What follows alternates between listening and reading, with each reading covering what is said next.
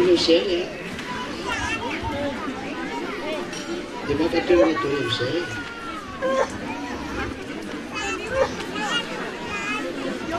Dove non sei stato? Perché non sei stato? Ma per attività di più, ma per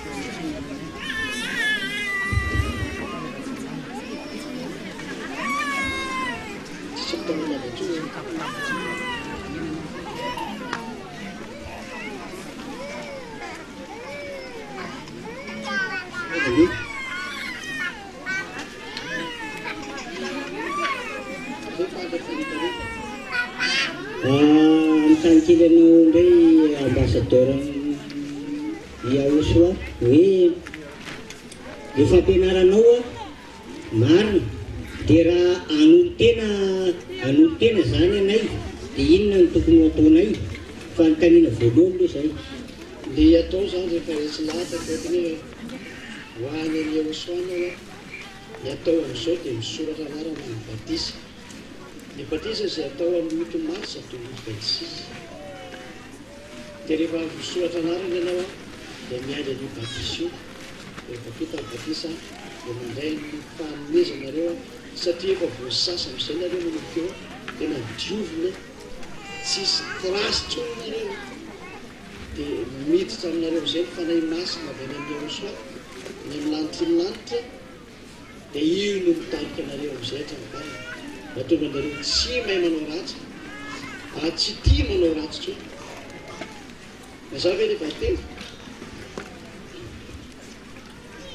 Mazava aloha io.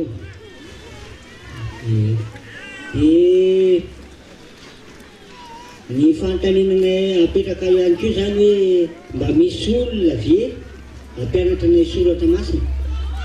Misy eto Antsirabe, azonareo atsoina, azonareo atonina, misy mihitsy ny eto. Dia ny evangelistra tantely ny atonina ato izy zany, sady mipetraka ato izy.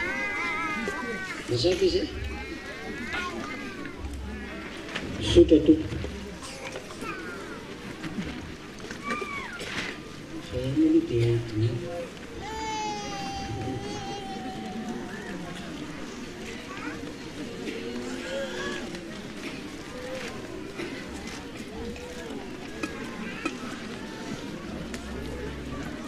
miarahaba tompo. Izy zany vahiny hatrany amin'ny distrika Mandoto. Resina hatrany fampianarana Osoato. Tonga hisoratra marina moa zany no tena marina fa misy fanontaniana kely ihany hoe satria izay ambanivohitra be dia mety tsy ho tratra raha ohatra hoe isan-kerinandro no maraky. Dia inona ilay tokony atao? raha voalavitra loatra ianao dia isam-bolana makaty. Fa tena tsy maintsy mamonjy any fivoriana satria tena ilain'ny fanahinao hoe dia miaraka amin'ny rehetrarehetra, ilain'ny fanahinao hoe dia isam-bolana ianao makaty. Mety? Mety ka. Zay. Zay mafaka. Sara tompo.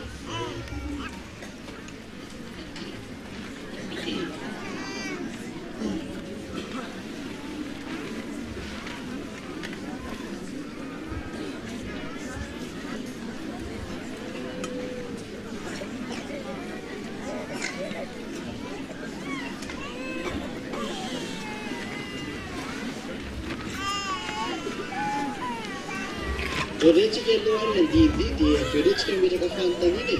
Tsy hoe zay aloha. Orentsika hoe falifaly manao hira dimotsika dia averentsika miresaka hoe zay fizanena mipetraka fanontaniana ireny hira dimo zay. Dia atsotsika zany sy rianandro amin'ny hira anankidimy.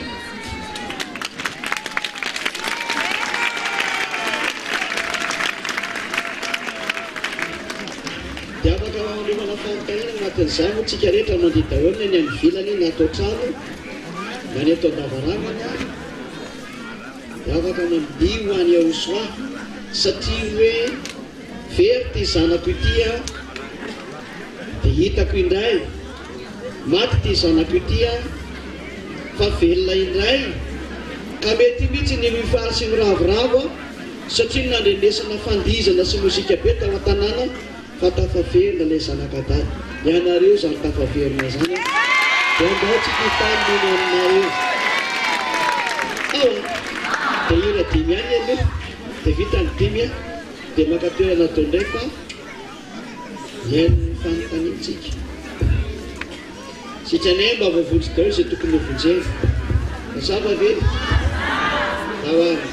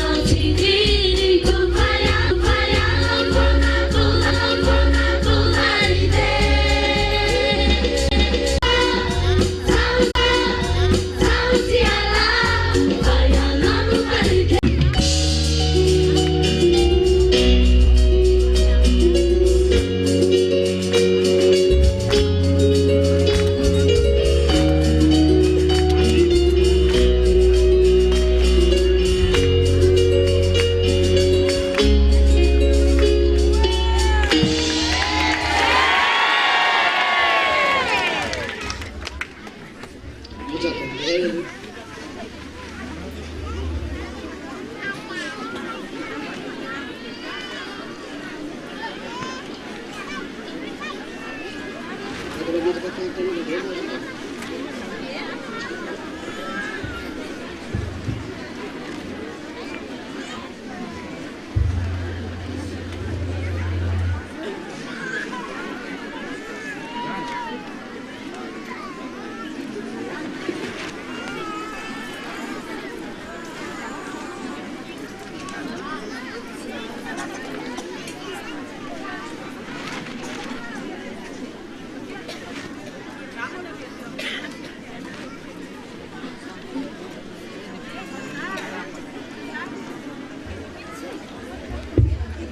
Rehefa aramisy fanontaniana fonina.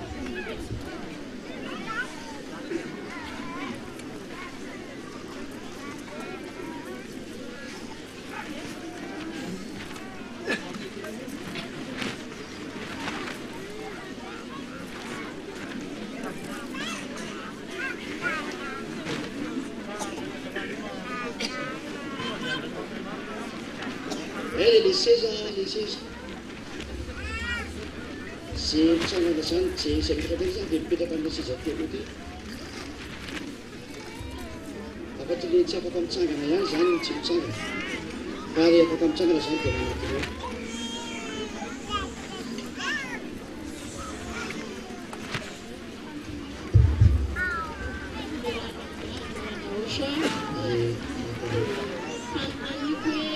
akina daholo a mihaino fanontaniana satria izay le any ambanivohitra be any dia any aminay nefa tsisy izay afaty zarery dia avy eo le mandeha atory dia hifandro amban'ny olona dia mety vera ohatra ny hoe satria le olona konkoa le mitady toko izay andininy ireny dia mety vera ohatra ny hoe soratana amin'ny taratasy kely iny dia iny nomena anazy mety ka zay fomba avitanao anazy raha ohatra mamitory dia mety daholo atahina manara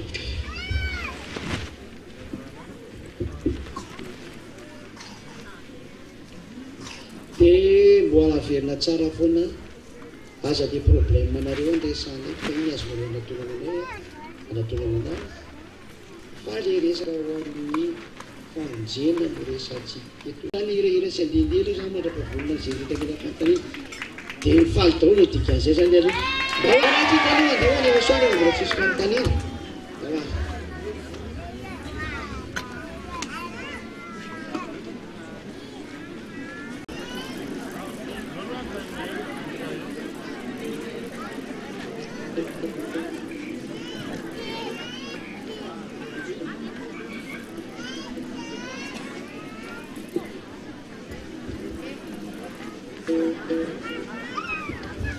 dia malakilaky le mandeha ivelany eo miaramila fa malakilaky malakilaky dia mora lalina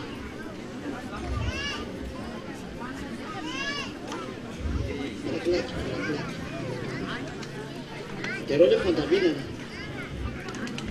asina lalana asina lalana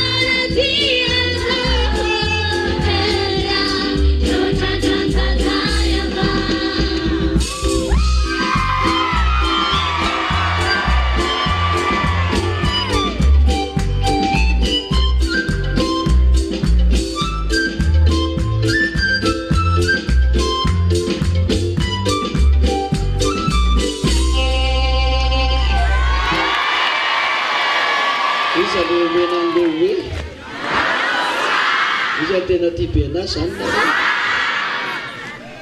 ifampijereva ty isany tena tia be anazy zany.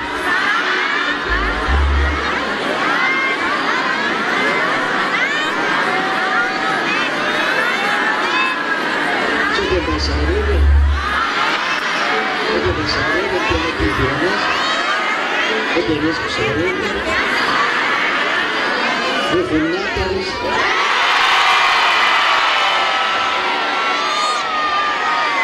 Iza le menareo voninahitra teo? Izy be ny amin'ny asoary. Kikika be mandada io.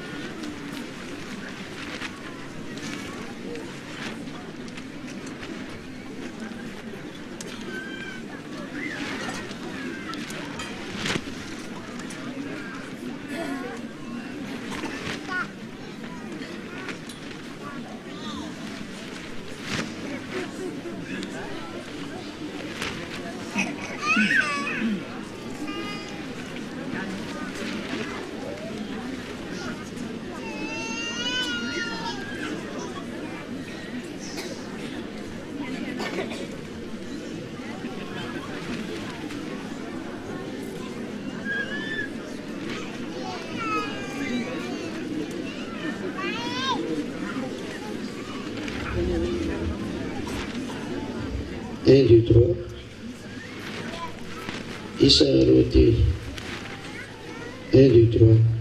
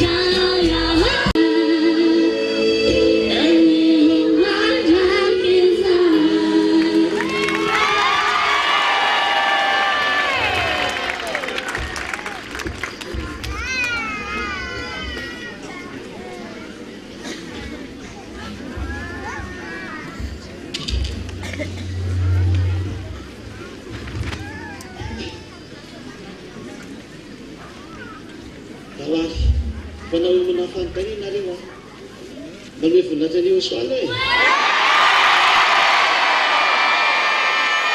Say, bawa rin na yung fantani na rin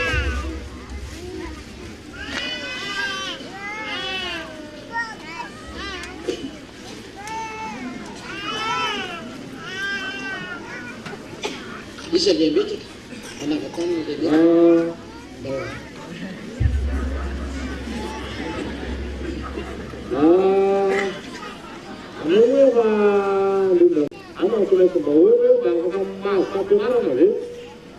Mengarahkan beracun pun sana.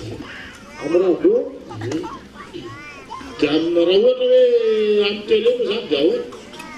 Tapi masalah internet sang jadi betul TV. Internet tu.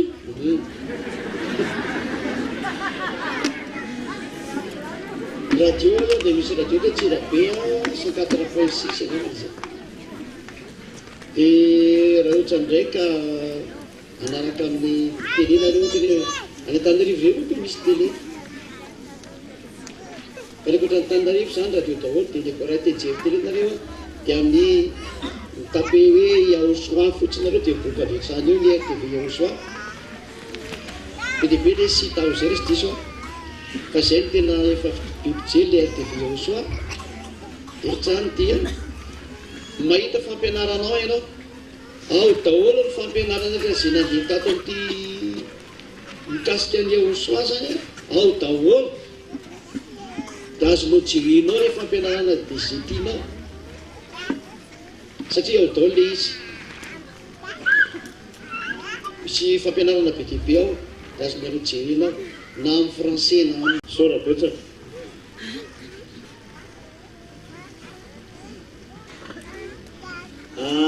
Ny zany ditanao zany tena mbola manitikitika ny saiko sy mbola tena ohatrany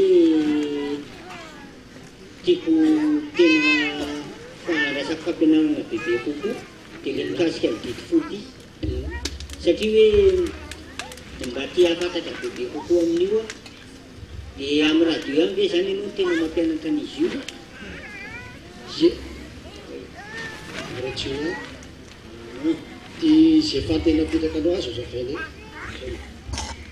dia sika mbola ambany tany ihany hoe inona aby no fadina raha ahoana no afatana ka tena vovoay satria raha nandika amin'le resaka batisa teo zao dia mbola miheritona zany ny batisa raha azotra dia mba tsy tananareo zao nisy anankiray satria dite efapolo taona zay no nitoriko teto nanome solution foana nefa ny Jehosoa hoe andana asivy batisa farany aho noho ny amin'le tena tsy mba nahatratra teny zany. Izay natao amin'ny 8 mars 2026 ny faran'le batisa ho amin'ny malagasy ny farana amin'io. Fa ny ampitan-dranomasina kosa ny misokatra neny ny zareo asaingy fotoana foana tsy azo ivalaparana ntsony io fotoana io. Dia misoratra anarana ka rehefa misoratra anarana ianao ianareo dia nama nefa tenen'io sao hoe ny batisa ny mbola najanona dia ny asa nataoko amin'le batisa fa ny fiaranareo ny Eosoa rehefa manao fisoratana rana batisa nareo dia efa namany mety zay izy Eosoa. Fa lasa tsy mahay manao ratsy tsoa satria hiditra aminao ny fanamasina. Zay ny fototry ny zava-drehetra zay. Zay ny olona akaiky vao tena lasa tsy mahay manota intsony. Tosana hoe inona indray ny lalàna ho arahana fa tena misy lalàna. Ohatra ny tany amin'ny 10 mahazo manambady be dehibe ny lehilahy tsy voarara zany ho any mampirenindra zany faly be za raha mipetraka fa tsisy mibety azy zany. Lalàna malagasy ny mandara azy tsy anao an'izay fotsiny dia tsy manao izy fa mety higadra raha torin'le lehilahy na le vehivavy. Raha ny 10 resana mahazo manambady be dehibe mihitsy ny lehilahy. Fa atao amin'ny Eosoa kosa ny lehilahy raha ihany ny vadiny fa tsy mahazo loatra amin'ray izy. Zay le atao amin'ny Eosoa satria naverina tany amin'ny andro voalohany raha namorona an'olombelona zany mpamorona zany dia nataony nisy vadiny lehilahy dia zay ihany raha ihany mihinana azy tao. Noho zany tsy misy fanampiny io fa ny mpitsangajanga nanao double na triple mpitsangajanga zany. Raha ny amin'ny sakafo hohaniny zay exemplaire izy efa be dehibe ny maha be dehibe azy dia hoe tsy mety manao ratsy fotsiny zao reo. Fa reto ny fitsipika tsotsotra mikasika ny amin'le hoe inona ny azon'ireo hohanina. Azo hohanina daholo ny zavatra rehetra rehefa atao amin'ny Eosoa. Zay ny lalàna napetrany amin'ilay lalàna vaovao ao amin'le fanekena vaovao. Azo hohanina daholo ny zavatra rehetra afa-tsy ny zavatra nikendaina satria tsy nalatsaka ny raha dia tsy mahazo mihinana raha dia ny fijangajangana ary ny herina tsara aminareo zany. Aza mety mifandray amin'ny divolontsony efa be zay sakafo koa be dehibe hohanina. Rehefa tehinana zany na mividy henakisoa tsy hitako zorana amin'ny henakisoa tany amin'ny 10 zany tsy azo hohanina. Fa dia amin'ny Eosoa hohanina fa tsy honana tsony tsy hany ny mampaloto anareo. Eosoa tsy amin'izany tsony ny tsara hafa ny azy manana lanafa izy araka ny hoe ao amin'ny ronam-boko ny nanoratanao hanao sitraponao Andriamanitra ary hitory ny lalànao. Misy lalàna indray ao navoaka ny Eosoa ao amin'ilay fanekena vaovao. Misy lalàna mihitsy eo ary efa hatrany amin'ny bokin'ny Salamo nefa namohana an'izany teny zany hoe isy lalàna mavoaka ary lalàna ho an'ny jentilisa ihany koa dia ho anareo. Zay ny mikasika ny amin'izay dia tsy automatika ianao amin'le tsy mety manao ratsy dia tsy hainao zany manao ratsy zany, tsy hainao ny mijangajanga, tsy hainao ny mangalatra, tsy hainao ny miteny ratsy, tsy hainao ny manompo sa tena zatra efa tsy hay ary tsy mahay manao an'izany intsony ianao. Samy hafa amin'le hoe aza mangalatra aza mijangajanga matoa ianao teneny hoe aza mangalatra aza mijangajanga mbola teanao ianao fa mety sakanana fotsiny. Fa ny Eosoa tena tsy mahay an'izany satria tena niongotra le tenanao tany amin'ny batisa. Any amin'ny batisa mantsy ny fanongotana le tena nofo rava ny nofonao ny dikan'izay ary zay natonga hoe navadika fanahy ianao. Ary ny didiny Eosoa dia didy ho an'ny fanahy fa tsy ho an'ny nofo. Ny fanahy no miaina amin'io ary mandray an'io ary mivelona amin'io. Mazava hoe rehefa nazavana mazava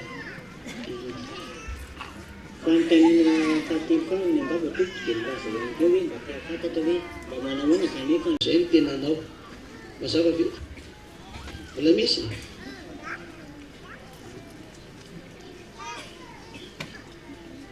mialatsy tompoko raha indray no tsy nahalalana azy. Jaona voaloha toko 7 andiny 5 sy ny 9. Fantatsika fa izy no naseho anaisitra ny ota ary tsy misy ota ho aminy. Zay rehetra mitoetra ho aminy dia tsy manota fa izay rehetra manota dia sady tsy nahitana azy no tsy mahalalana azy.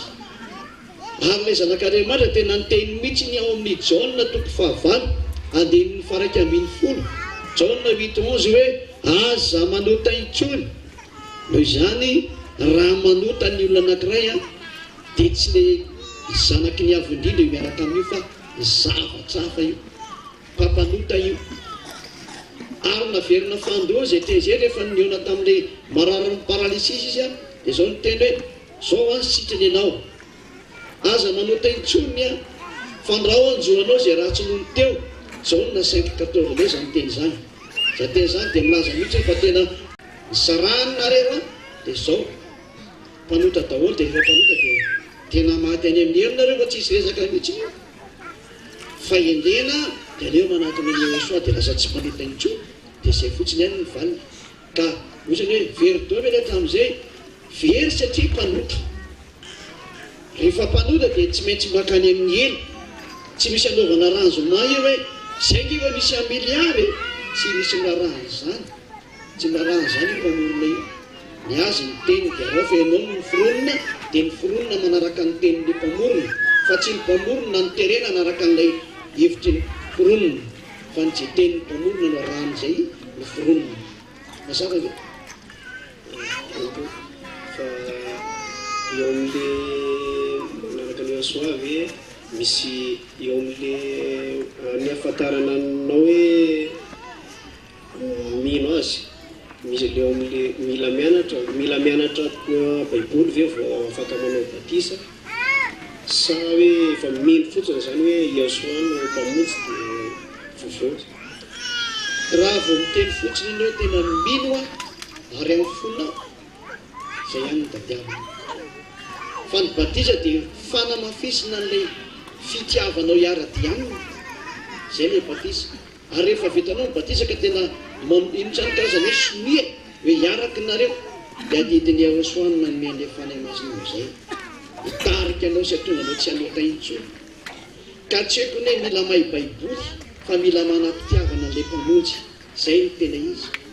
Fa ataon'ny olona tsy manam-pahaizana ahoana moa zany no vonjena raha mila mahay ny zavatra rehetrarehetra izy. Tsy be dia be ny olona illettré, tsy ho hainy novenovena ny zavatra be dia be fa azavaina amin'ny fotsiny hoe zao no tokony izy raha hiaraka aminy ianao. Fa misy olona tsy mahatakatra ny inona mihitsy na azavainao azy, fa rehefa fantany fotsiny hoe tena misy mpamonjy ahatonga na ho lasa tsy ho mpanota dia ampianazy zay, dia izay ilay tadiavina hoe irinao ve ilay tsy ho mpanota intsony. Fa izany tsy mila fahaizana fa mila fanirina sy etaetany teo afaka. Rehefa irinao ny teo afaka dia misy ny tena mpanafaka dia Iesoa dia manatona anazy ianao dia mahazo an'izany rehetra nyteneniko teo zany dia voavonjy ianao ny dikan'izay. Ka ny batisa zany tsy mila hoe nianatra an'izao na nianatra an'izao fa ny batisa dia fitiavana Iesoa ka mamosiny ianao fa hiaraka aminy amin'izay dia anjarany manaraka. Mazava ve? Eny to eo amin'le fandraisana fanasana to eo amin'le hoe solondrany Iesoa mila olona vita batisa ve vavaka misotro anisa fa hoe mino fotsiny hoe atambindony ity dia sotroina dia mavonjy. Mila tena tao batisa mihitsy, tsy azo nizay rehetra tsy masina ho raisiny. Ny olona masina ihany dia vita batisa ny teo olona masina ka tsy me manao ratsy intsony. Zay ihany no mahazo mandray an'izy satria olona tiany Iesoa ihany no mahazo misotro ny rano. Fa raha olona tsy tia anazy tsy mbola miaraka aminy tsy mahazo misotro an'izy zany mihitsy, tsy azo atao. Mazava ve? Eo amin'le resaka finanana ahoana zany le any amin'ny Levitikosy 1:12 le amin'le hoe retsoretso daholo no zava-pina. Ka natokana ho an'ny zanak'Israely ireny fa tsy natokana ho an'ny malagasy, frantsay, ny sinoa, ny anglisy, tsy miditra amin'izany nareo. Natokana ho an'ny zareo ireny satria didy natokana ho an'ny zanak'Israely ireny. Eny amin'ny firenena kosa ny didiny menanareo dia zay efa Iesoa rehefa nitantaraka teo ireny hoe azonareo hohanina ny zavatra rehetrarehetra raha sakafo nyresahana fa aza mihinana raha nareo. Ny antony satria ao ny aina dia tsy mahazo mihinana aina satria dada iavasy Iesoa rery ny tompony ireny, tsy azo hohanina ny aina, any no mahatonga an'izay tsy hohanina. Ny fanimpolo sambo satria dia vonona eo ambadika an'ireny zany, tsy mahazo mihinana amin'ny tebony nareo. fitsangatsangana dia ohatran'izay dia ny zavatra kendaina satria zavatra kendaina dia tsy latsaka ny rany dia tsy mety ilay izy reo ny fipetranapetraka ao amin'ny ankapobeny ary ny fipetraka ohatran'izay dia tsy mety manao ratsy fotsiny izao izy zavatra eo amin'le atao batisa toko na zazara namory mbo zaza kely ave dia mety atao batisa sa ianao efa malala ota vao atao batisa tsy mety ny zazakely atao batisa fa atolotra fotiny izy ho any Iosoa mba ho voarony Iosoa mandrapalehibe fa ny atao batisa dia ny lehibe any dia ny matsiaro saina hoe efa tsy anota intsony mahay misafidy izy lalakaleany zany ka raha atao amin'ny Iosoa any anteny dia manomboka eo 14 ans eo ny atao batisa na entre 13-14 satria za natambo aminareo satria ny batisa dia nandraisanareo fitafiana Galatiana 3:27 fa naizany izy natao batisa tao mizely Andriamanitra nanaovana batisa nareo dia mitafy an'iny Andriamanitra iny nareo ka raha le Andriamanitra tsy izy zany nanaovana batisa nareo dia Andriamanitra tsy izy zay le teneniko hoe tsy niantona teo amin'ny azo fijaliana zanany iny fa ny sandroko niantona teo na ny teniny ary dia mahitsy be avy any amin'ny Jiosy ny famonjena Jauna 4:2-20 dika zany Jiosy le mpamonjy nefa ny na Jésus teny frantsay Jesus teny anglisy Jesosy teny gasy Jesosy teny gasy tsy fanaraka mihitsy ny amin'ny Jauna 4:22 ho zany tsy izy io manginy fotsiny hoe mpampanotana efa diso hatrany amin'ny lalàna io anarana io efa tsy mety mihitsy ny tena izy io zany ary nampitandrina didifolo anareo nampitandrina le fanekena teo aloha zay tsy natokana ho an'ny hafa firenena satria ny hafa firenena dia tsy mahazo mitandrina ny lalàna Mose fa voadidy natokana ho an'ny zanak'Israely irery ihany ny fitandremana an'izany didifolo sy lalàna ny Mose zany 370 eo nisan'ny lalàna io ary natokana ho zanak'Israely araka ny voalaza amin'ny Exodosy 7:20 andininy voalohany 7-5 zao ny ambaranao amin'ny taranak'i Jakoba ary ambaranao amin'ny zanak'Israely ilay nivoaka avy any Egypte mazava zany le nomezana le teny fa ny taranak'i Jakoba sy ny zanak'Israely fa tsy natokana ho anao tsy natokana ho malagasy zany vampamitaka zay nampanao an'izany ary mazava mihitsy ny Exodosy 20 raha nanomboka nanome ny didifolo io Andriamanitra io dia zao ny voalaza teo hoe zao zany nareo azonao karona ny amike mirazam-beny malagasy dia bornianina da teo ina kosa dia niditra reo mozambikanina reo afrikana tatsinanana zay nandrafitra ny fandehanana mandeha Madagasikara dia tany amin'ny taona moins 700 tany angambany zany araka ny voalazan'izay koa dia reo raha mitsofoka amin'izany sady mpandainga ianareo ny mampandaingy satria lalàna tsy azo anapila tsy azo any esoana Deutéronome 4:2 Deutéronome 4:2 azapinareo ny teniko ary azo any esoanareo ny teniko fa didiny ava zany rehefa natokana ho any zanak'Israely zany io dia tsy azonao idirana fa miady amin'ny Andriamanitra Abraham io anao raha mikitikitika an'io ka mitsofoka ao anatin'io ka miezaka mitandrina an'io miady aminy anao ary zay ny mampanota anao ary mpanota tokoa nareo zay niaraka tamin'i Jesosy satria nampitandremana didifolo zay tsy natao anareo vonareo falibeniny nampanota anareo faly izy na voanareo natsipitsipiny amin'ny elinareo zay firitaona atonga saina dia toizatsika ny teny voalazanareo Deutéronome 4:9 fa izao didy izao dia tandremana any amin'ny tany Kanana zany hoe tsy azo entina aty Madagasikara na ny France na ny Amerika na ny Angletera zany didifolo zany sy lalàna Mose fa tandremanao Israely ery ihany manamafy an'izany ny teny amin'ny Deutéronome 12:1 Deutéronome 12:1 dia miteny mihitsy hoe ao Israely ery ihany hitandremanareo io amin'ny andro iananareo ny Israely ihany eto ambonin'ny tany zany hoe tsy azo entina mihitsy le aty Madagasikara zany didifolo zany manamosavy zay nanao an'izany ny lalàna manafaka ny fahotana tamin'ny dity folo nefa dia dia ny fisoronana araka ny levitra kristoko fahenina ambin'ny folo ray manontolo dia misy ny fanafana ny fahotana amin'ny fanaovana ny fanatitra fanafana ny fahotana atao indray mandeha isataona isataona izy zany no atao dia manafaka ny fahotana fa izany fanafana ny fahotana zany mihitsy noho tsy navelany dada iavana atao tsony fa raha mbola manao inareo dia mitovy amin'ny manatitra rakisoa mamolaka vozinalika mamony olona ary manompo sampy mazava zany fa voasakana amin'izay ny fisoloana nefa ny tsy azo anampiny io tsy azo anesoana voaporofo zany fa le fanekena teo aloha zay atao hoe didivosina na Mose dia efa nisakanany io Andriamanitra Abrahama io izy ihany nanomeny io fa izy ihany koa nanaka an'ilay hoe tsy azonareo atao intsony ny tandranareo niravany izy njany dikazay dia zay no navoana rehetrarehetra na alainy Jesosy amin'izay ny tenany rehefa fantany fa tsy azo atao intsony ny fisoloana dia nitsofohan'i Jesosy le izy dia izy mipetraka teo amin'ny plasy Levita kristoko fahenina ambin'ny folo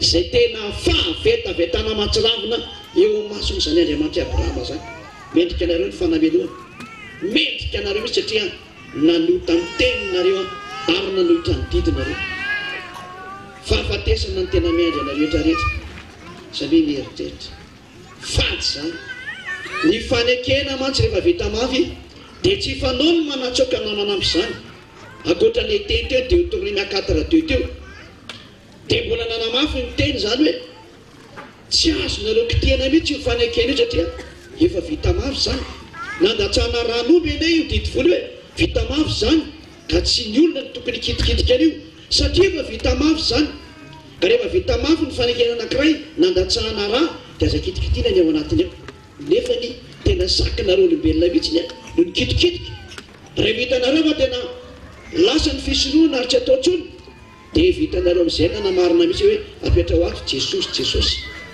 danger mihitsy nareo mitady loza mio Andriamanitra Abrahama io rariny izy raha mily anareo rariny zay zao fanavotana farameninareo zao hoe maiza mitodika fa tena manao tsy fanao nareo Galatiana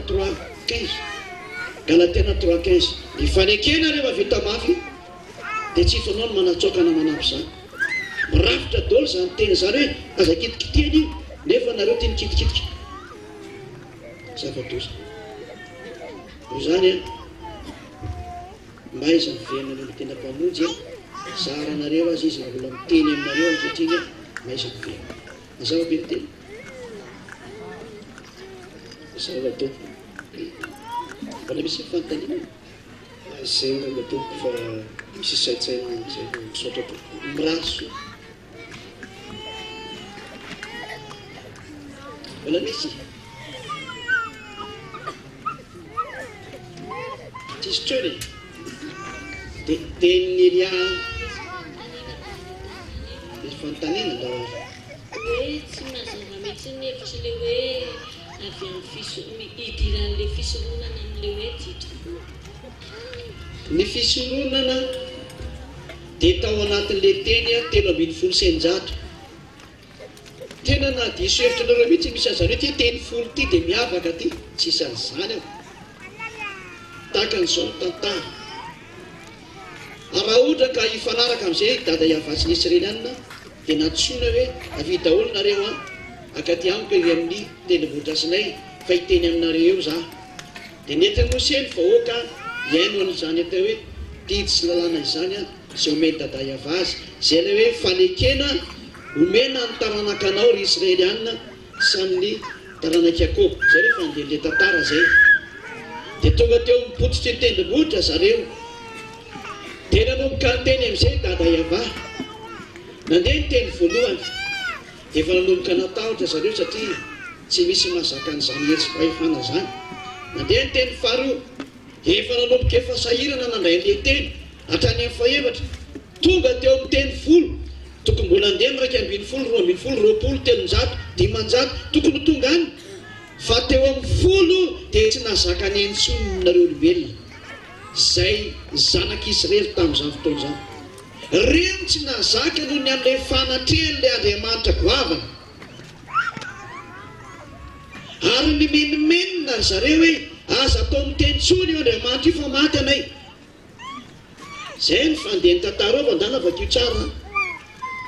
Ka rehefa nangataka reto olombelona jiosy reto dia ny dada Iava le fangatana dia hoe mety aleo ary tsy tsy tentsony fa mekary anao mose fa hosoratako sao dia mivadika ireo olona ireo tanjo nefa nisy tena nivadika.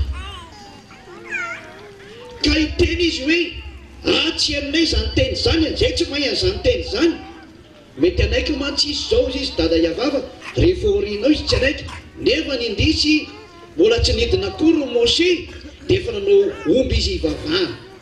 Reo amin'izany tena ratsy dia sady normalna be le hoe meo aty vato manova vato fa hosoratako io ka lay tenin'ny soviny no hosoratako ato ho vavolombelona amin'zareo efa niteny ka so izy laza hoe zay tsy naheno fa ity ny vavolombelona efa niteny dia ho anao sy ny taranana satria hoe le didy ho anao sy ny taranaka anao ka so hitendre ny taranaka hoe zay tsy nahenonao an'izany dia ho apotra le vato hoe ity ny soratany Andriamanitra anao lay alohan'ny Israely zay niretsaka taminao. Zay ny antony hoe ho asiko vavolombelona ilazana fa efa nresaka taminareo ary mifanaikitsika dia aza dikaina io zany dika zay indrindra nefa nataonareo lazanareo fa mivoaka avy eo amin'ny sedra fiandrianana ny didifolo isa ny lazan'izany tsisy an'izany mitovy amin'ny fisironany mitovy amin'le hoe aza mihinana kisoa tovy zany resaka zany didy mitovy io samy navoakany lay mpamorona anareo fa ianareo ny tena sarasaraka an'io ny adalanareo fa zany ny fandehan'io tantara io dia rehefa avy eo dia nareo ihany na sarasaraka hoe iry ohatran'izao dia iry ohatran'izao ina ny fandraisan'ny fisoroana ka ny fisoroana narany tena ambony indrindra fa tsy didifolo zany tena tsy mahalala ninina nareo olombelona tsotra kely ny fahamalinana zany mbola veriko le teny inona ny tanjona ho tafaraka amin'ilay Andriamanitra Abrahama amin'ny alalany ahoana ho lasa tonga tsy manota satria tsy mety amin'ny mihitsy ny fahotana io. Ka raha misy didy nomeny aza dia fantatra moa zany fa tsy maintsy andika an'iny ny olona maolona anao lalana tsy matanteraka io didifolo io tsy maintsy dikan'izay mitandrina an'io io dia zao nasiny dada Iava an'le fisoronana mbo fanafana amin'ny fahotana indreo manolisa taona zany hoe fanafana amin'ny tena hoe tsara fotsiny nataonao fa tsy mampiavana amin'Andriamanitra zany mba raha te hiavana amin'Andriamanitra ianao any didifolo any da nataovy ny fisoronana fa zay vao miavana ianao satria any ianao vao voavela erika raintsika fotsiny raha eo anatin'le didifolo sy lana Mose hoe alefa sao anaty rano le tomobile 4x4 io raha vao misy kadradraka ao na fatina kadradraka na misy biby ala ao na faroratrano na tra ny télé grand écran io na tra ny fandrinanao ny armoiranao alefa sao anaty rano any amin'ny boky nomery misy an'izany hoe alefa ao anaty rano dia alona mandra-parivan'ny andro isan'ny nareo ny anao an'izay fa rehefa tsy nanao an'izany areo dia efa mieliko atao amin'ny rehetrarehetra io hitanareo zany hoe zany tsy ohatra anareo zany dia efa mieliko nareo efa mpanota anareo tsy natao anareo zany ka ny fisoronana no fanafana amin'ny fahotana ho an'ny zanak'Israely mazava zany fa io ny ambony indrindra io zany ny goavany indrindra ary zany natonga ny apôstôly Paoly sany laza mihitsy ny fa ny fisoronana ny fototry ny lalàna araka ny Hébreu 7:11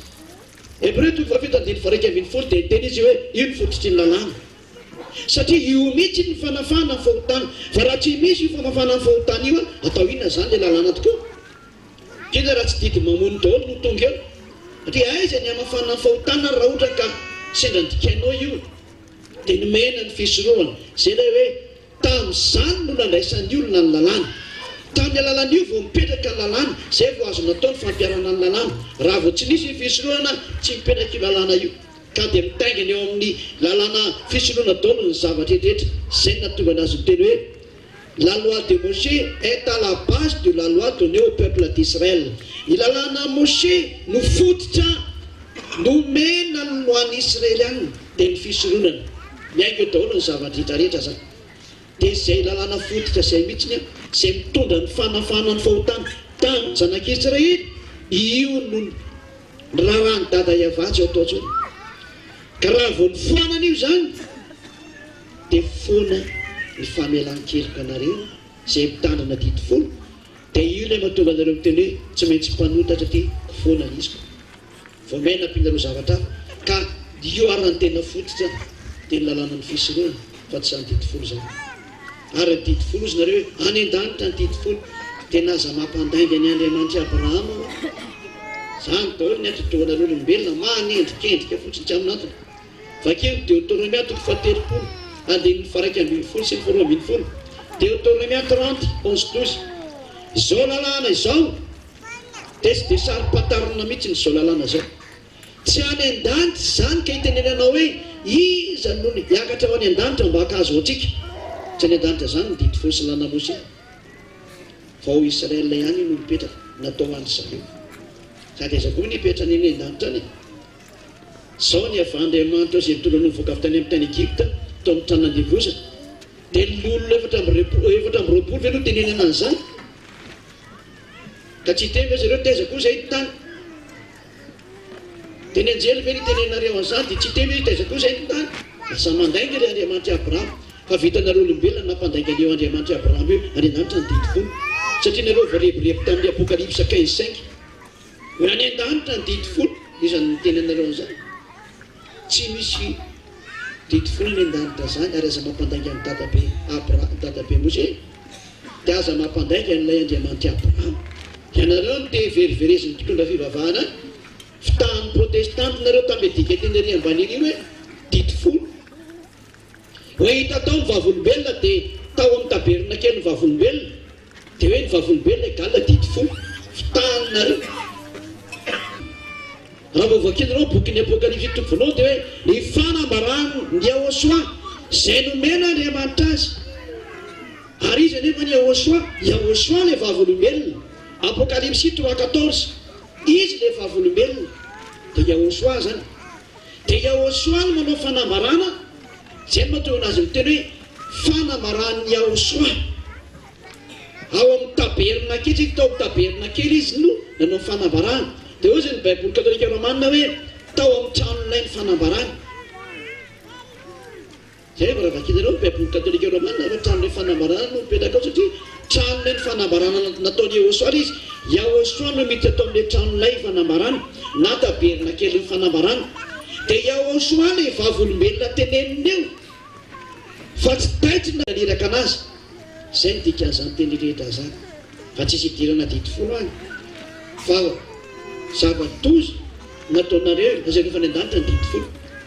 Fa nga misy mahazo mandika ny tenin'ny Mose nareo nankely.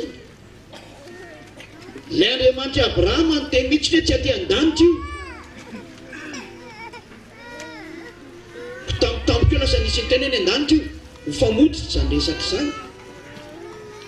Fa tsy azo dorokitehana ny teny izay voalaza teny an'io tany. Rehefa ny teny hoe tsy any an-danitra io dia efa tsy any fotsiny izao io. Tsy azo toerana zany ary gaga le milaza fampitandrina dito folo nefa tsy mahay an'izany tokoa izy. Mavarina. Izay ny famarina ka amin'ilay variteny teo zany tena ny fisoroana tena ao anatin'ny lalàna Mose ary zany ny basy, zany ny fototra. Izay zany ny fanazavana. Mazava eo andreketra ny fanazavana teo. Mazava ny taloha zany apetrapetraka fantenireny koa izay miteniko teo zay. Fanontaniana manaraka ahoana zany ilay teny hoe masina sy tsara ny didy sy ilay ao amin'ny Apokalypsy hoe ny faharetan'olo masina dia mitandrina ny dikin'Andriamanitra. Salamy fahefapolo andininy fahenina sy ny toinio tsy hoe tamin'ny fahatondrana izy izy. Dia izao voalaza rehefa tsy nakasitrahany dada Yahva ilay fanatitra sy ny fisoroana dia izy hoe halako reny. Dia ny toy ny teny hoe ity ao tonga ataontsika amin'ny teny gasy Andriamanitra tia tonga hanositraponao ao amin'ny ronam-bokony na amin'ny ratanahy ary hitory ny lalànao zany. Misy lalàna hotoriany ty ao anatin'ny ronam-boky tianay ary tsy iza ilay ronam-boky fa io ilay fanekena vaovao Yahosoa no anarany. Misy lalàna hoentiny dikan'izay zany ka ny didifolo dia masina sy tsara ho an'ny zareo tandrana didifolo dia ny Israely ihany masina sy tsara izy fa tsy atao amin'ny Yehosoa. Ny Yehosoa manana lalàna mihitsy ny Yehosoa ao amin'ilay fanekena vaovao. Raha amin'ny tena hoe fanekena misy lalàna ny dikan'izay ao anatin'io, ary ny fanekena vaovao no lalàna matanteraka. Ka raha miteny sotra loatra hoe masina sy tsara ny didy, rehefa zavatra avy any amin'ilay nahary anareo dia masina sy tsara. Fa saingy efa tsy nekeny intsony ny anaovanareo an'io satria tsy mety le izy namiravirana azy nareo dia tena tsy mety taminy intsony. Dia ny zanak'Israely moa zany zay. Dia ny nahavariana ny zanak'Israely ny raharana tsy anao an'io fa nareo malagasy frantsay sy anglisy njoboanareo indray izy. Dia tena mahavariana zay. Ka ny fiteneny hoe masina sy tsara ny didy dia tsy midika hoe tandremo, fa tsy misy soratra hoe masina sy tsara ny didy ka tandremo, tsisy azany eo. Fa raha ohatra hoe itenena ho tandremana dia ny tenin'ny Yehosoa no tandremana, fa ny tenin'ny Yehosoa dia lalàna sady fiainana ary fahamarinana ho anao. Teny izay nomeko anareo Yehosoa dia fanahy ary fiainana. Lalànan'ny Yehosoa zany tena fahamarinana ho anareo ary tena fiainana manak'izay ho anareo. Fa ny didy fosy lanamose kosany mpona ny fisoroana zany fa tsy navelona tao.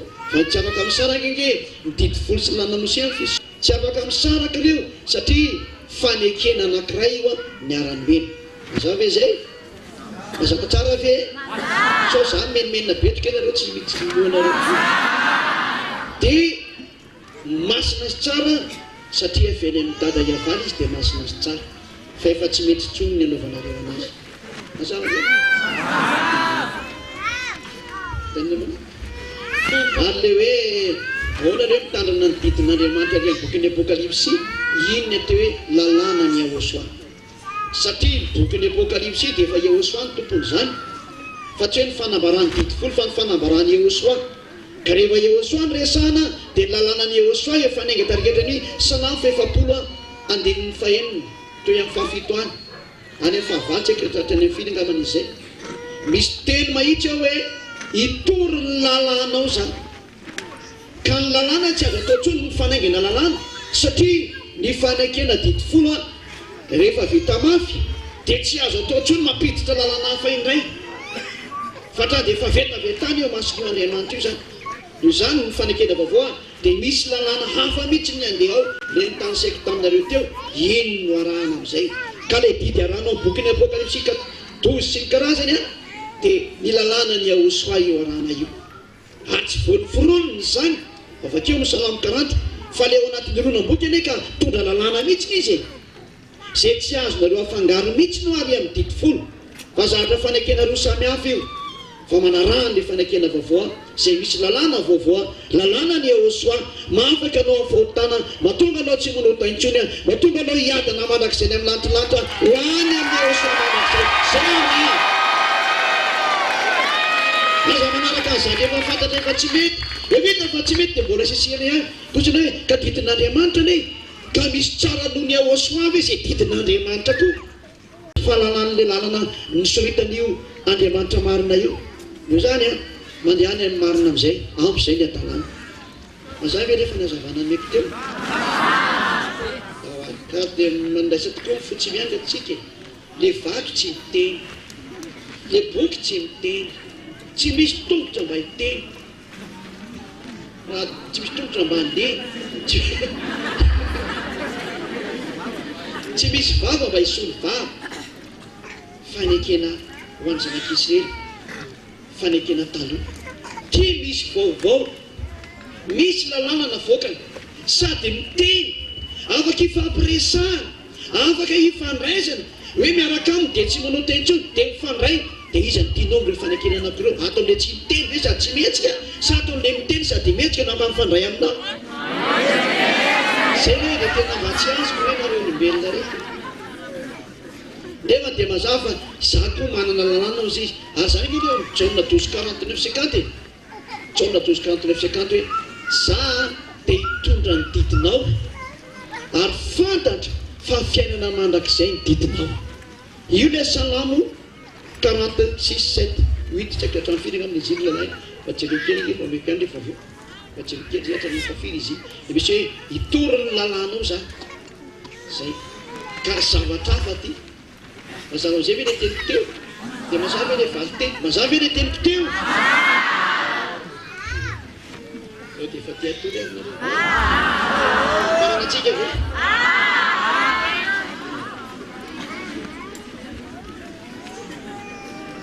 dawa mbola misy fanontaniana ve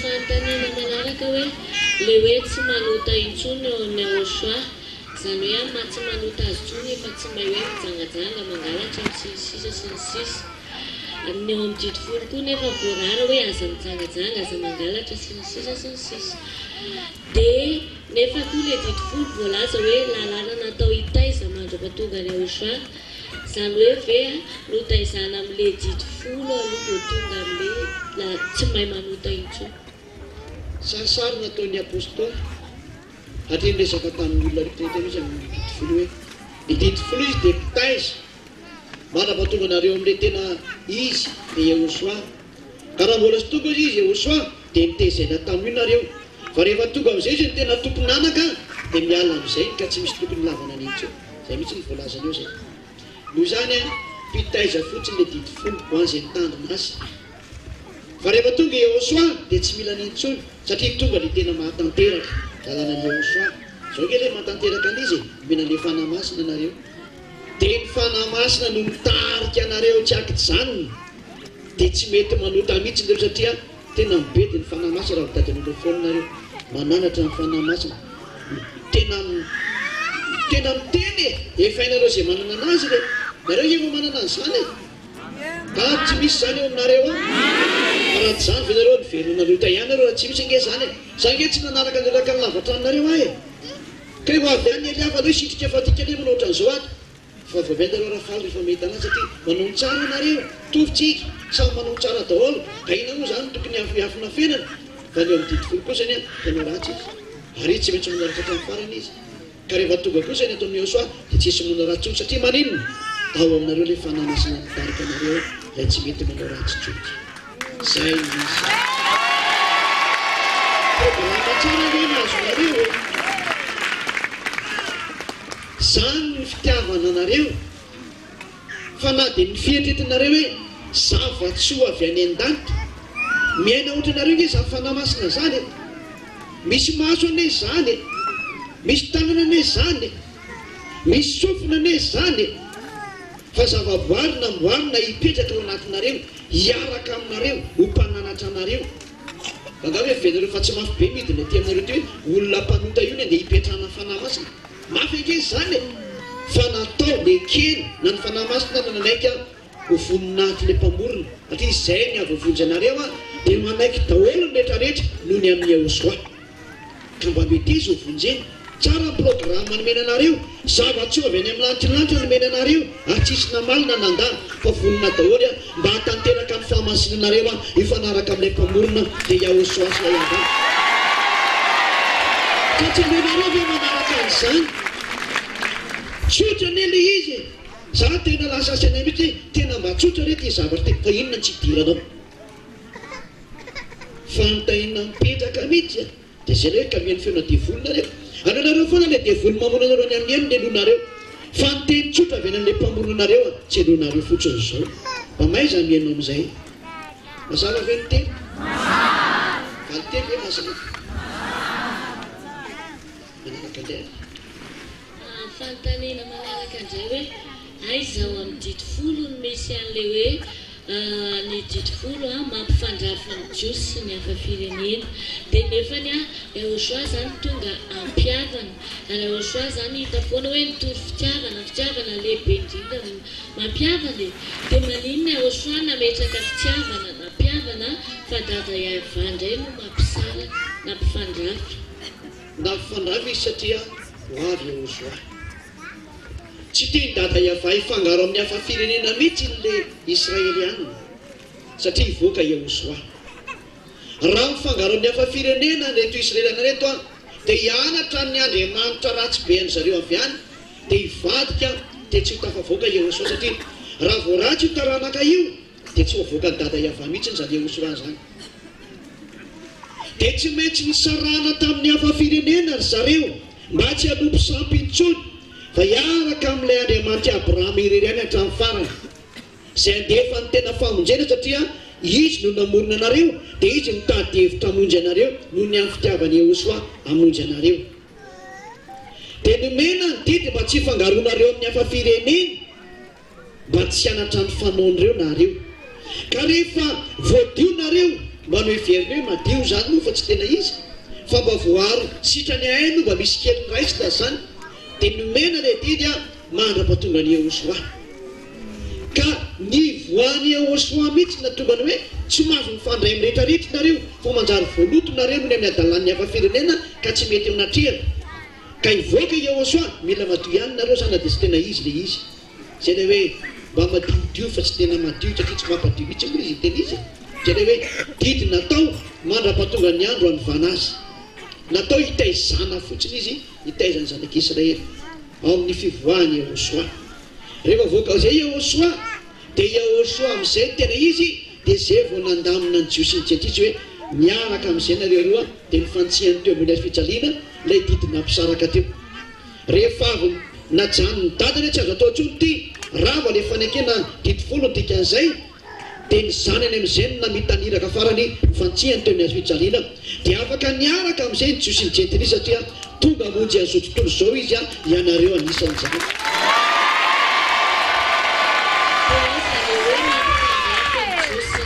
ny mampifandrafy ny jiosy ny jentilisa dia ao amin'ny Deutéronomie 7:1 sy ny 2 ny 7 hoe mifandrafy ny jiosy ny jentilisa fandrafy ny jiosy ny jentilisa Exodus 4:3 manomboka ny 13:10 ka hatramin'ny 5:10 Exodus 34:13-15 aza mifampiraraha amin'ireo jentilisa ireo nareo aza mifanambady amin'ireo nareo roainareo mihitsy ireo jentilisa ireo ary aringany tamin'ny andro ny didy folo dia riganareo ary mandraka andro mbola toy izany zanak'Israely le izy mamono arabo foanao io toy izy satria izy tsy marahany zany Jehosoa zany dia toy izany ny azy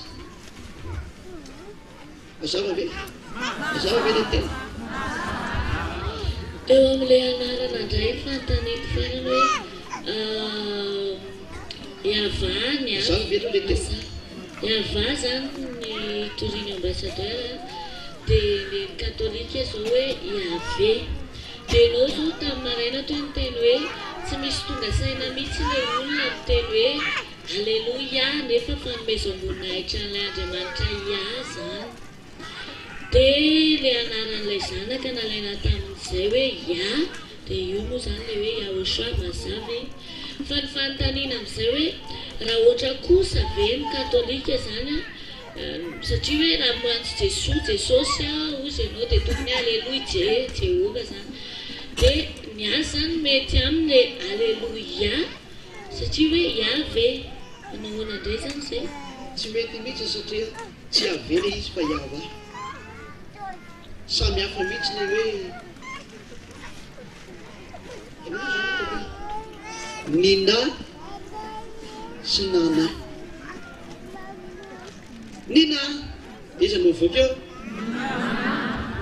dia fanontaniana mantsy nana lasokely izy no voaka eo dia lay Yahvé mampanota olona foana ny ao anatiny io fa Yahva kosany a manafaka olona fahotana dia Yahvé koa mampitandrina didy folo dia Yahva kosany tsy mampitandrina satria mantsy ilay Jehosoa raha nalaina ilay anaran'iray dia ihany ny tsoahany nefa rehefa manonona an'ilay anaran'iray dia Yahva zany hoe tsy natao hoe Jehosoa fa hoe Jehosoa dia raha hoe ohatrany hoe tsy jerena zany ilay va sy ilay ve zany dia marina ihany hoe zany ny zareo tsy mbarina satria tsy hany mihitsy le izy rehefa ny anaran'le Andriamanitra reny tondra natao hoe Yahvé misy aho fa rehefa tonga atao amin'ilay zany izy natao hoe Jesoa tsy mety le izy diso le zanaka tsy mifanaraka amin'ny famarinana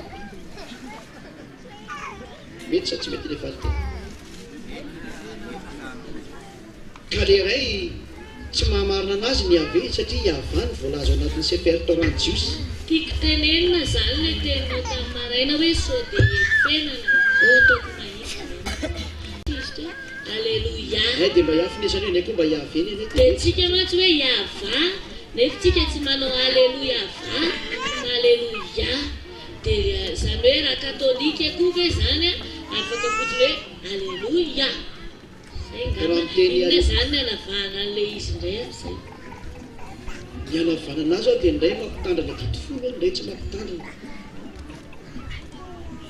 Zay ny azo anavahana anazy. Indray mampanota indray tsy mampanota. Dia zay ny anavahana anazy. Zay miaraka mieve dia hitanao fa miafara amin'ny Jesosy ilay izy dia mpanota foana io. Miavaka be mihitsy izy zany. Ary zareo raha manaiky mihitsy efa mpanota izy. Aty amin'ny hava kosa nefa tena tsy manota mihitsy izy miaraka amin'ny vavavotsy tsy mitovy zany ireo ny dikan'izay. Mba voazava anazy ve samboana? Mety? Fa tsy tena mety? Ka tsy misy hafana manavaka an'izany mihitsy satria taka mitovy le izy. Satria raha ohatra hoe ihany no atao référence alleluia dia samy misy daholo raha amin'ny lohana eo. Ka mety hitentiko hoeamitovy antsy zany izay koke manao alleluia e. Ka tsy hoe koa hoe miteny alleluia ianao dia marina ny ianao fa ianao mampitandrina ditofolo olona ny ianao ary ny ianao ny Andriamanitra zanaka nataonao hoe Jesoa dia tsy mety zany. Aiza ny anarany ray ao anatin'io dia tsy mety zany. Zany hoe zany hoe mba mety mba manao mipetapeta toko fahatany fa tsy mitondra famonjena no sady mpanota no mitandrina ditofolo dia tsy mety. Ka tsy mahazo miafina nareo hoe zay koa ry nanay mba misy iafa mampitandrina ditofolo ary iafa mampanota tsisy zany. Fa raha miteny alleluia ka mariny alleluia le iatenenina nge iavay ary lay iatenenina nge ka mamoaka ny hoe iaosoa e. Raha miteny alleluia dia ny voatena ta zany dia iavasy iaosoa fa tsy kony hoe iavesy Jesosy zatra tsy mety mihitsy zany. Tena mampiandry nareo ny famonjena fa zany io famonjena io azo avaina ntsony ny anarana. Mahasarotiny azy mantsio satria maninona zao ny voalazany lalàna. Ity ny lalàna indrisy lotonareo ny anarako fa ny voninahitro tsy meko ny hafa. Tsy azo lotoina zany io anarana io dikan'izay. Tsy maintsy averina amin'ny original io zany dikan'izay fa lalàna zany. Ka aza mandika lalàna ntsony nareo olombelona fa ampy zay. Mazava ve? Mazava tsara rehetrarehetra ve?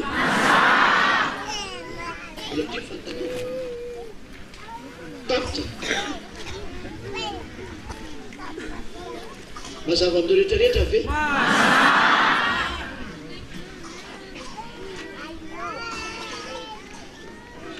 Mazava tsara ve?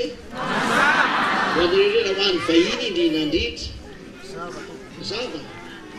Dia afaka manontany foana ny amanareo raha mbola tiany tany e. Ohatra moa nareo tsy isy tsony ny fanontaniana.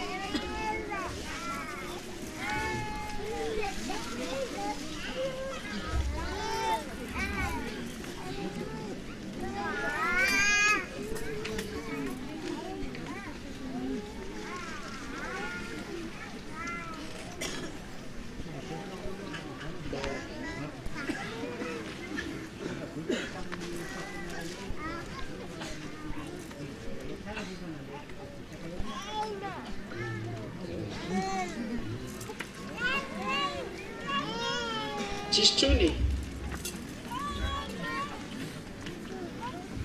teneko tompotrano manaraka lasoa metraka fahatena fa leha zareo misy ianatena tsisy tapitra dao tsika ary ambe vonina misy dao tsika ambe voninahitra ny dada iavasosoa rehefa nainan'izany dao tsika ambe voninahitra nazany mendrika me voninahitra izy sa tsy mendrika manome voninahitra azy ary zay rehetra te hiaraka zany hoe ny mbanety zany zavakely zany.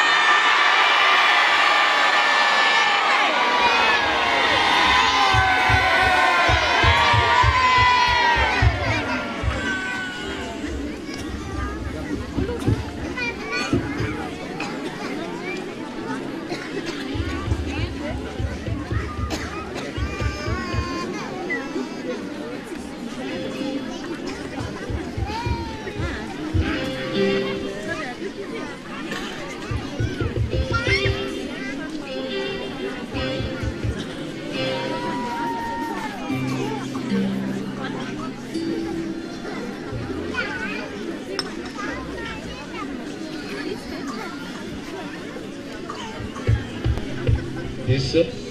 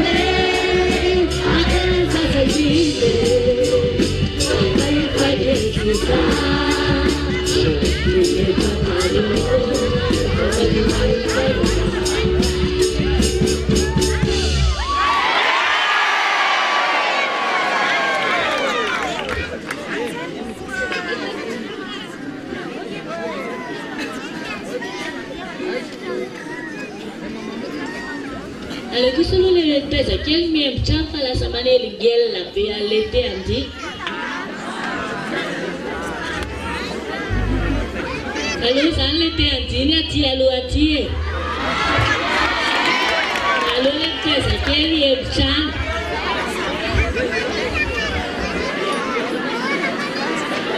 E le tena mandiku, a faccio le gostrat,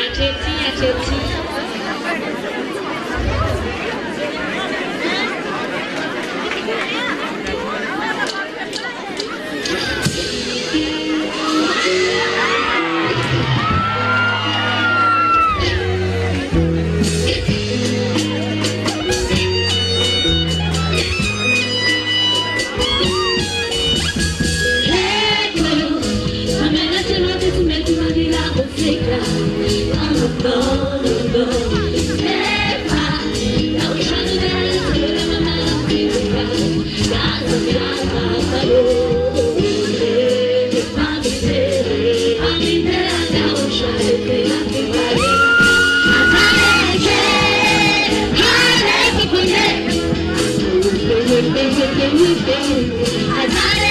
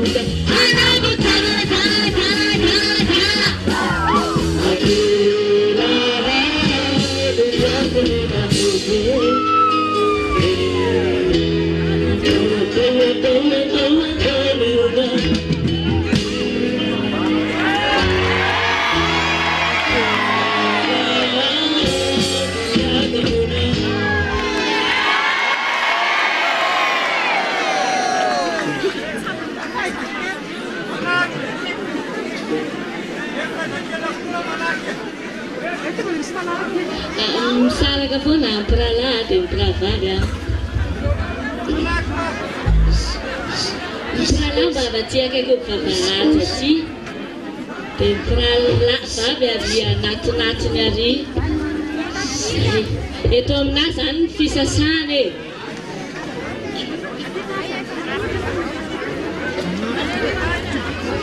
Dia mitaiza kely sy ny antitra rehetra miditra anaty rano ary.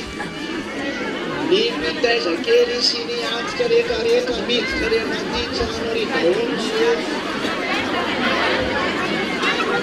ny mitaiza kely sy ny antitra rehetra miditra re afa-tsy ny vahiny any. Dia mba tsy nitabataba fa lasa tsy any ilay tena ambassadeur. Aveko tsara ny vahiny any tsy mihetsika fa ny antitra rehetrarehetra miditra ao anaty fiangonana. Mitaiza kely rehetra miditra anaty fiangonana. Anatin'ity trano ity zany. Re zany ity trano ato ity zany. Ny trano eto akekintsika ety fa tsy any anarana azy. Ao dia mba amena lalana kely ny vavahady eo raha izy. Tsy any aloha fa mivotra kely ny arivo. Dia mpenaikitra zany tsy mijery baolina tsika loatra fa mijery fandamena.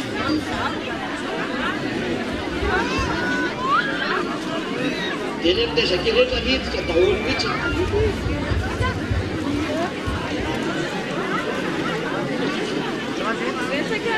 Malakilaky kely ny fandamena.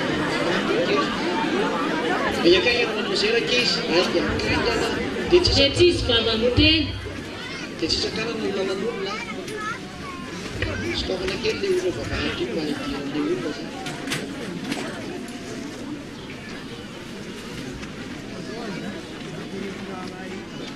Lehilahy rehetra ao anaty trano mivoaka daholo. Fa ny vehivavy no miditra any dia indrindra fa mitaiza kely. Fa ny lehilahy rehetra ao anaty trano dia mivoaka kely. Fa ny vehivavy no mipetraka ao zany. Dia ny vehivavy mitaiza kely sy ny vehivavy antitra sy ny dadabe.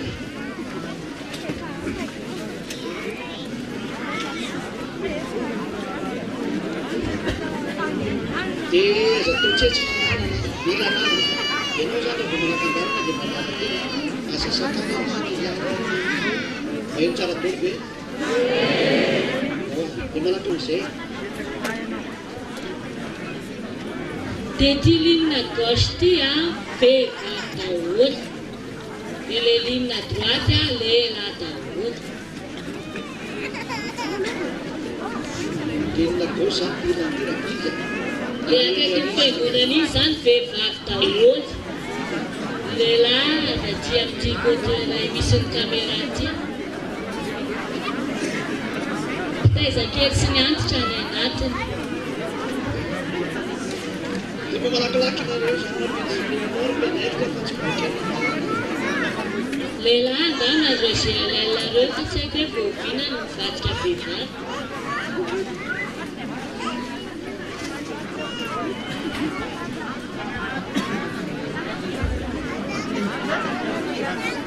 Malakilaky dia tsy misy miteny ny vavy. Tsisy miteny ny vavy. Tsy misy miteny ny vavy. Fa ny tongotra ny mihetsika dia atao malakilaky.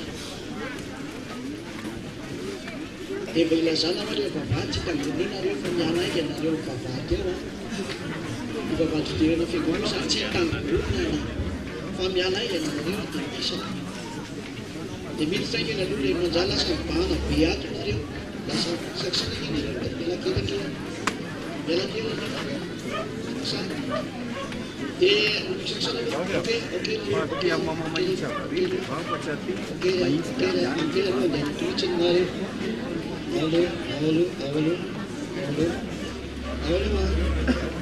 kisakisaka daholo nareo. Kisakisaka nareo.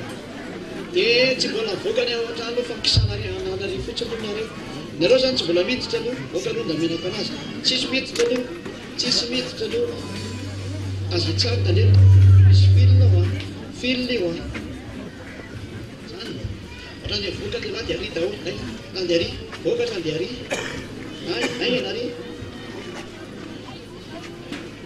Ary aloha mena lalana kely zay rehetra mivoaka ny aminary miala dôly zay misy sisiny iny. Dana miverina ny farany dôly aloha. Verina dôly iny voaniny avy ety voaka ny dôly aloha voaka ny dôly be.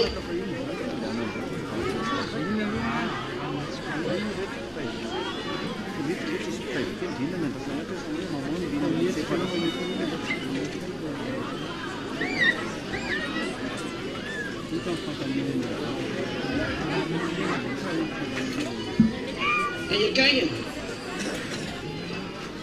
malakilaky dia mivoaka ny dôly aloha e. Voaka dôly malakilaky any. Kanya-kanya, kanya-kanya, kanya-kanya, kanya-kanya.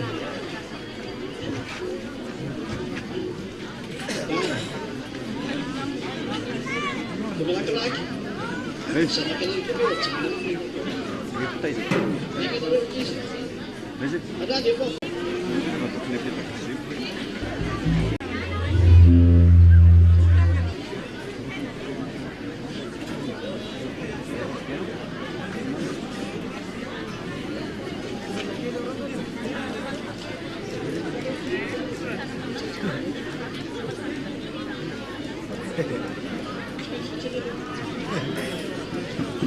Lehibe voka koa mitsary azy.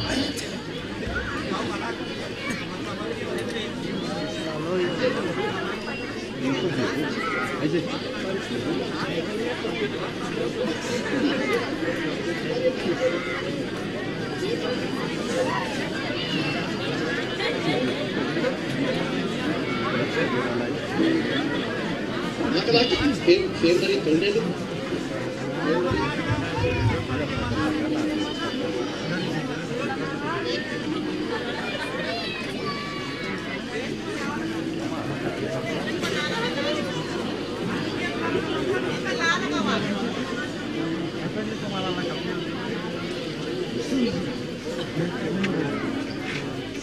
Fair dari malaki-laki kayak itu nih.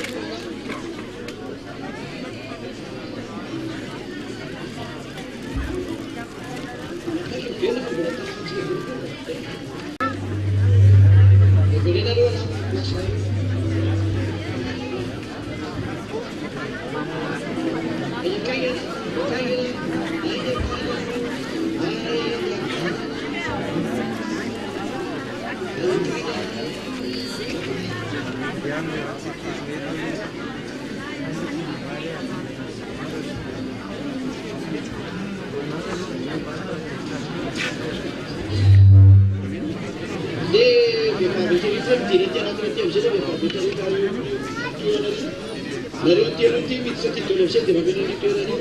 Selo? Kasi magkakya pa. At even, baby na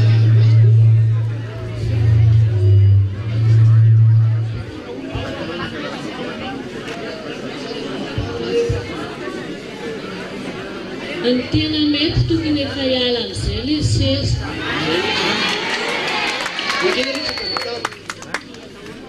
Kasi bato rin siya sa bala, di ba siya kaya bakit rin. Kaya sila naman na kayo, kasi kasi hindi na rin para nila.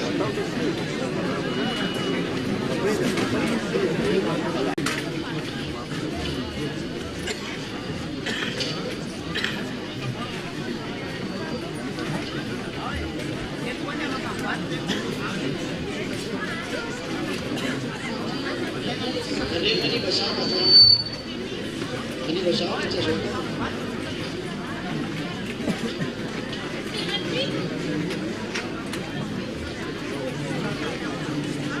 Anak lagi ya. Depende kami semua nampak lagi nih. Buat sa keren anak lagi. Pas le seza dia tsy taraiky fa tsy hoe ianao le baty batatra any amin'ny farany.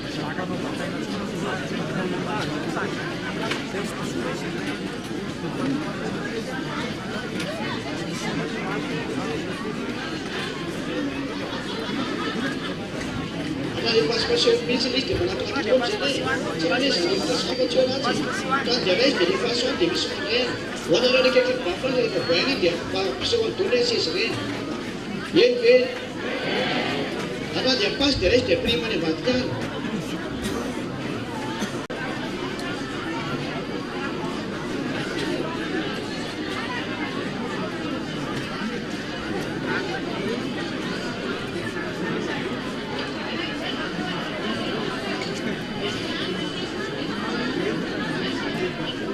sina le seza mangina atao reny io mangina atao reny mangina atao tsy sy miteny tsony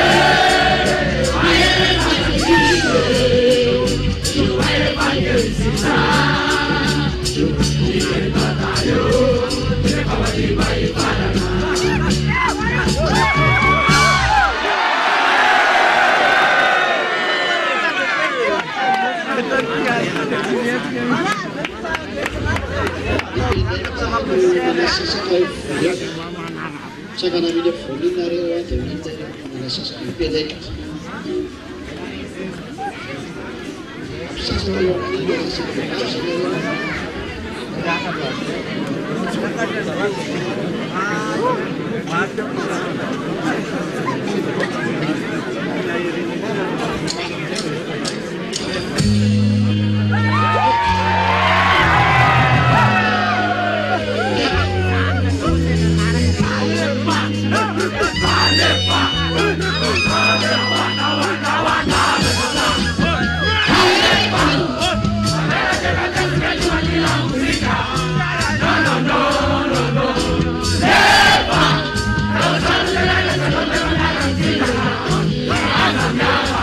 Oh